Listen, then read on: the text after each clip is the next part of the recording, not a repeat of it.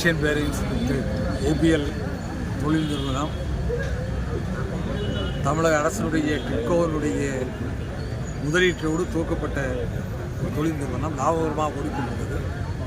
ஆயிரக்கணக்கான தொழிலாளர்கள் அதில் நீண்ட காலம் பணியாற்றி கொண்டிருந்தார்கள். அதற்கு பிறகு என்ன காரணமோ தெரியவில்லை, அது நஷ்டத்தில் போகிறது என்று சொல்லப்பட்டு ஏறத்தாழ ஒரு 18 ஆண்டுகளுக்காக அது மூடி வைக்கப்பட்டிருக்கிறது.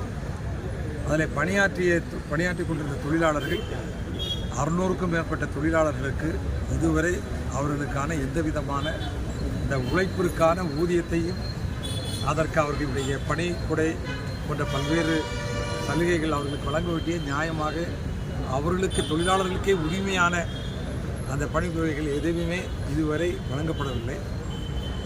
அரசு பலமுறை பேச்சுவார்த்தை நடத்தப்படுவதாக பலமுறை சொல்லப்பட்டு அழைத்து பேசுவதாக சொல்கிறார்கள். என்னை பொறுத்தவரை நான் ஒன்றே தான் சுருக்கமாக சொல்ல முடியும்.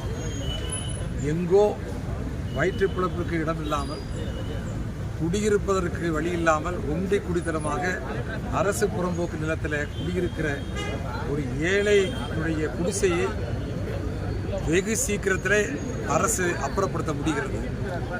ஆனால் ஏறத்தாழ 600க்கும் மேற்பட்ட தொழிலாளர்களுடைய வாழ்வை, அவர்களுக்கு உரிய பணத்தொகையை, அவர்களுடைய உரிமைகளுடைய சலுகைகள் அத்தனையும் இன்றைக்கு சில முதலாளிகள் அதை கைப்பற்றி, அதுவும் அரசனுடைய பங்களிப்பு நிதி அதில் சேர்க்கப்பட்டிருக்கிறது. அப்படி இருக்கிற போது இன்றைக்கு அந்த நிலத்தினுடைய சந்தை மதிப்பு பல கோடிகளுக்கு உயர்ந்து விட்ட காரணத்தினால தொழிற்சாலையை நடத்துவதை விட அந்த இடத்தை விற்று அதன் மூலமாக ஆயிரக்கணக்கான கோடிக்கு அதிபதியாகிவிடலாம் என்ற எண்ணத்தோடு இன்றைக்கு 600 குடும்பங்களை நடுத்தருவில் விட்டிருக்கிறார்கள். அதில் 80 பேர் ஏற்கனவே இறந்து விட்டார்கள். பல கட்டமாக மாவட்ட ஆட்சித்தலைவரிடம் பேசி, டிட்கோவினுடைய சேர்மன் அதிகாரிகளிடம் பேசி, தொழில்துறை செயலாளர் போன்றவர்களிடம் பேசின பிறகு அதுவும் நீதிமன்றத்திற்கு சென்று தான் ஒரு 25 பேருக்கு அவர்களுடைய கிராஜுவிட்டி பணம் வழங்கப்பட்டது.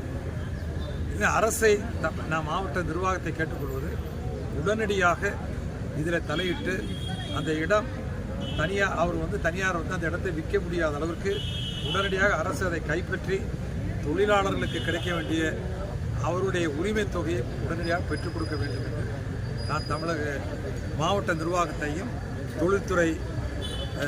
தமிழக தொழில்துறை டிபார்ட்மெண்ட்டையும் செய்கிறோம். சார், இப்போ அந்த நிறுவனத்தை திறக்கணும்னு சொல்லியிருக்கோமா? அந்த நிறுவனத்தை திறக்கணும்னு சொல்லியிருக்கோம். நிறுவனத்தை திறந்தால் ரொம்ப சந்தோஷம். அந்த தொழிலதிபரை அது அவங்க திறக்கிறது, அவங்க அதை திறக்க மாட்டேன்னு வச்சுட்டு இருக்காங்க. நஷ்டமாக போயிட்டு இருக்கு, எங்களுக்கு இப்போ அது முடியாதுன்னு சொல்கிறாங்க.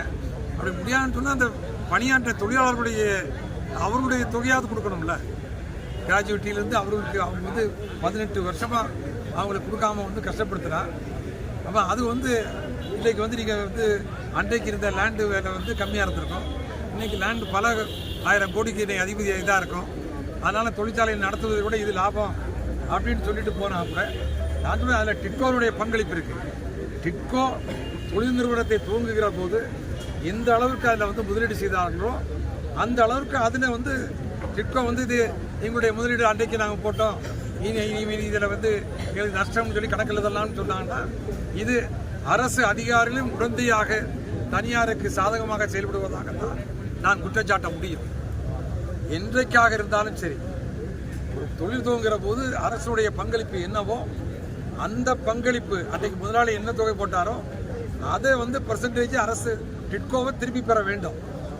அந்த இடத்துல டிட்கோவுக்கு உரிமை இருக்கிறது. அதே போல தொழிலாளர்களுக்கு உரிமை இருக்கு.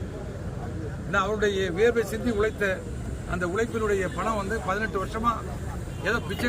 வெல்லட்டும் வெல்லட்டும் தொழிலாளர் ஏபிஎல் தொழிலாளர் போராட்டம் ஏபிஎல் வெல்லட்டும் வெல்லட்டும் வெல்லட்டும் வெல்லட்டும் வெல்லட்டும் வெல்லட்டும் வெல்லட்டும் ஏபிஎல் தொழிலாளர் போராட்டம் வெல்லட்டும் போராட்டம் வெல்லட்டும் வெல்லட்டும் வெல்லட்டும் வெல்லட்டும் தொழிலாளர் ஒற்றுமை வெல்லட்டும் வெல்லட்டும் வெல்லட்டும் வெல்லட்டும் நீதிமன்ற ஆணைகளை கழிவறை காகிதமாக்கி ஏபிஎல் முத்துவை கிரிமினல் சட்டத்தில் கைது செய் தமிழக அரசு அரசே, தமிழக அரசே, தொழிலாளர் துறையே